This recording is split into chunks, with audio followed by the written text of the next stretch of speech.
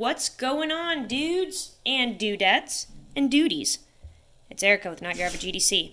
What are we looking at? We're looking at the dog hair that's driving me nuts. We're also looking at the Spyderco Para 3 and Para 3 Lightweight. I have tested this one for an entire month. That one has not been tested, but I definitely feel like I can flow some of the ideas and opinions that I have of this one into that one. So we're just going to go over both of them in the same video. A couple of specs real quick. We have that nice Spyderco blade shape. That's about 3 inches long. This one is in CTS BD1N, which is their baseline for this model. And this one is S35VN, which was an exclusive from KnifeJoy. But they come in all different blade steels, guys, for sure. We have those FRN scales on the lightweight and G10 on the original. This one has a clip from MXG Gear because you guys know that I just don't like Spyderco factory clips. They show too much of the knife, and I just don't like them.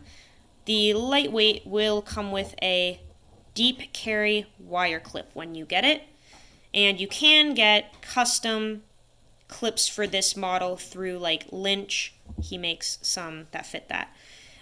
Both of them have a compression lock. The lightweight only has one pivot washer.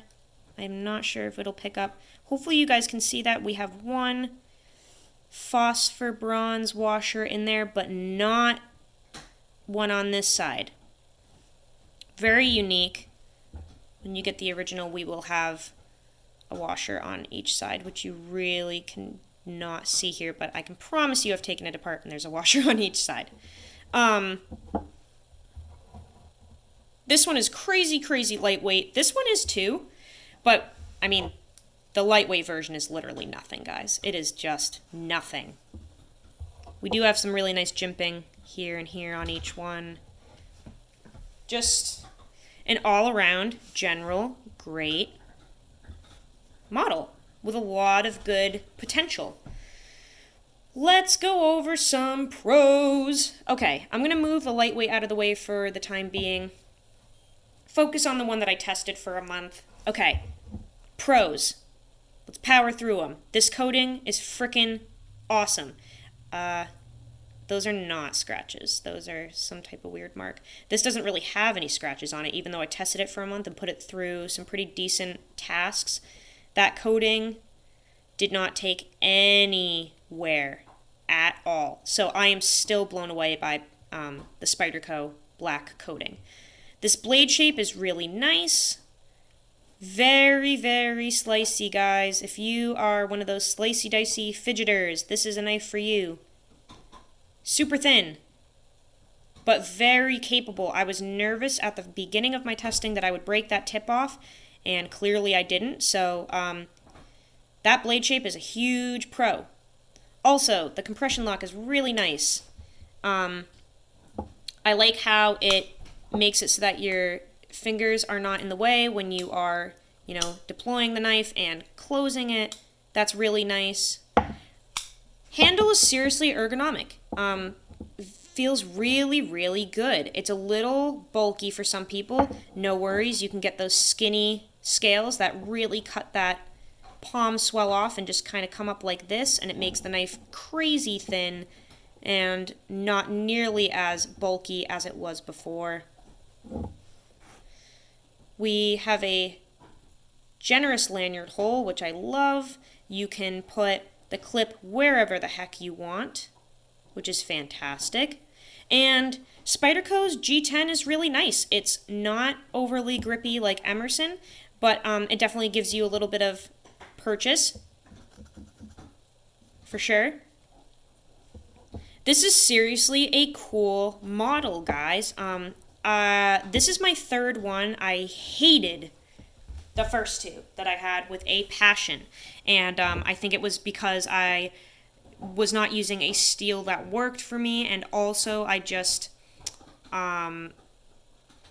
I did not like Spyderco as a company, which I still am not like the biggest fan, but I am slowly getting over my hatred of them, and I think it led to me enjoying the knife the third time around.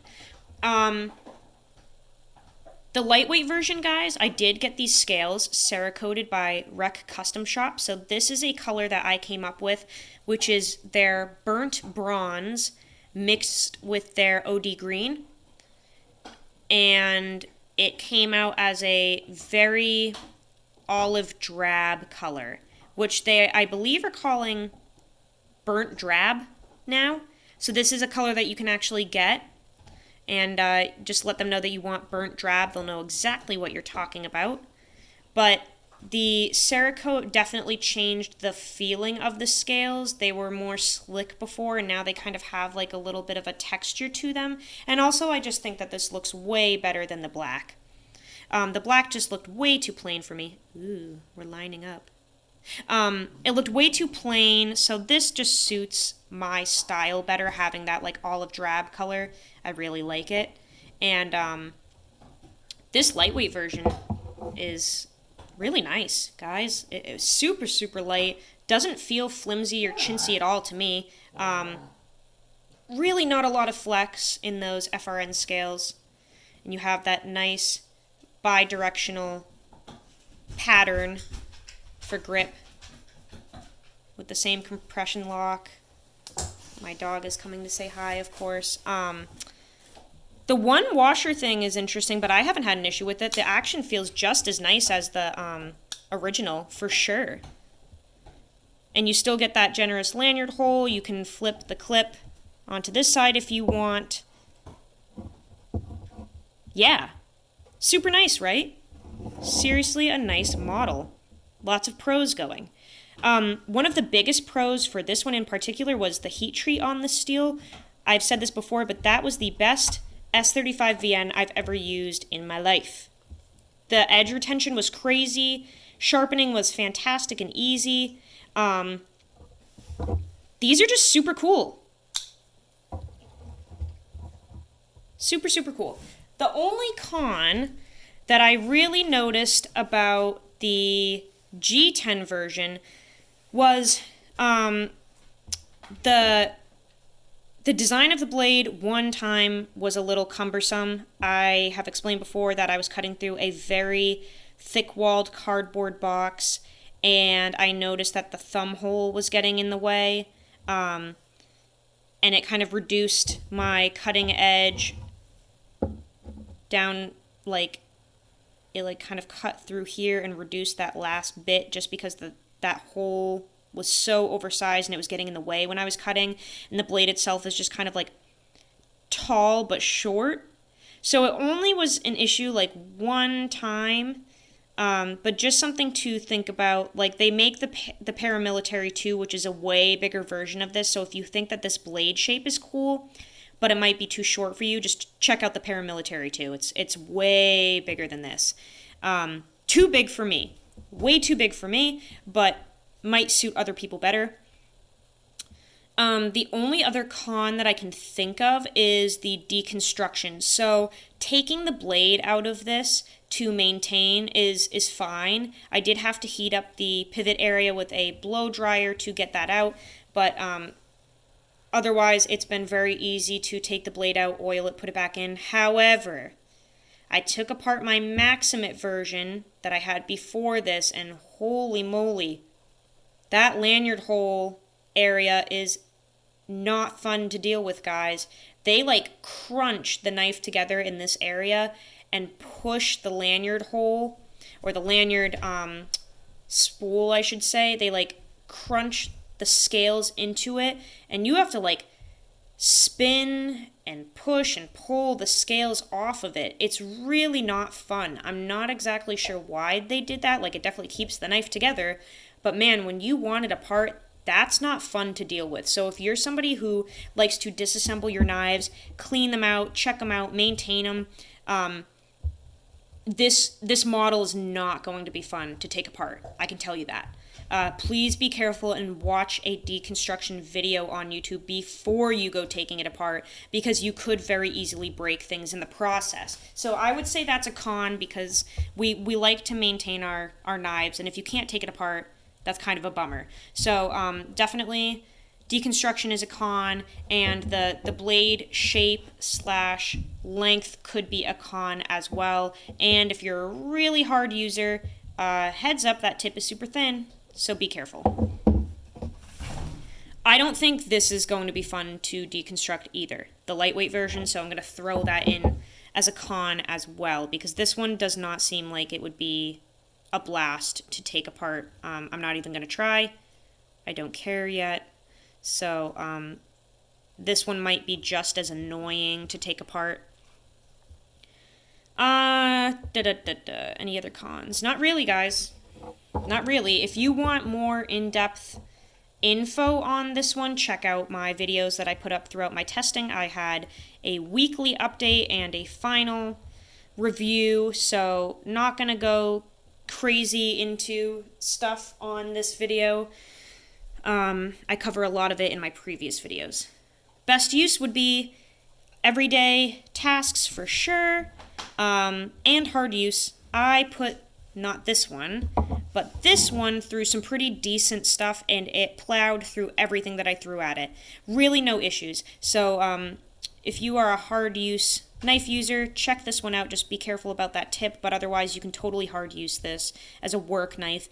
And Mike over at Powers Carvings and Crafts on YouTube, he makes videos about his Para 3, and he really beats the crap out of his, dude, like hard. And it hasn't broken, and he has some great videos, and he's the one that kind of influenced me to ultimately try this again. I saw what he was doing with his, and I was like, dude, I want to do that. I want to be cool too. So I did. And yeah, very happy that I did that, because it can stand up to some pretty hard use. Sharpening was a flippin' breeze with this one. I should say with this one.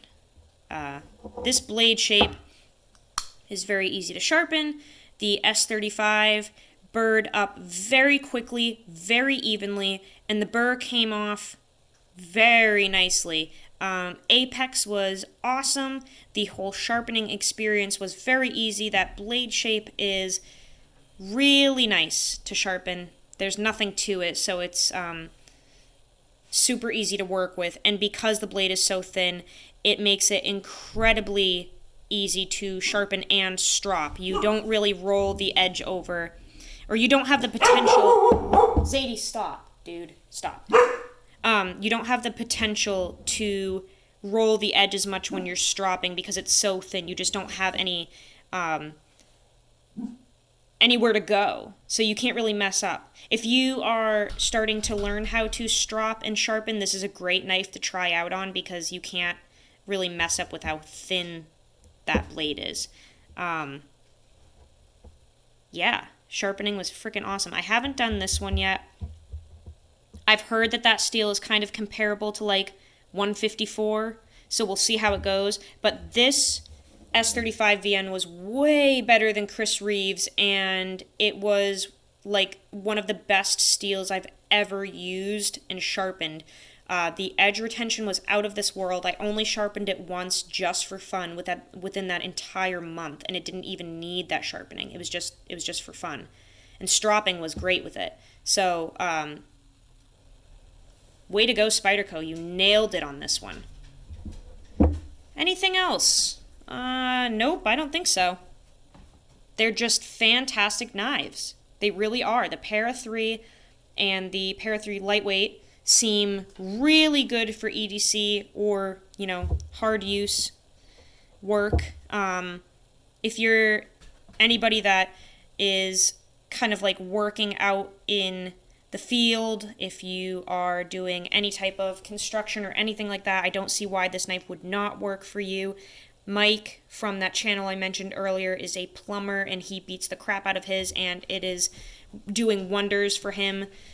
So yeah, you can use this thing for anything, pretty much. I think that's it. like I said, if you need more info, go watch my videos on this one in particular. Hopefully this showed how beautiful this color is and how cool these knives are. But anyway, guys, that's it. Have a great day. I think this is actually the end to my EDC knife series, so if it is, farewell until we get some new knives. But have a good one. Enjoy your day. And go use your shit. See you later, guys.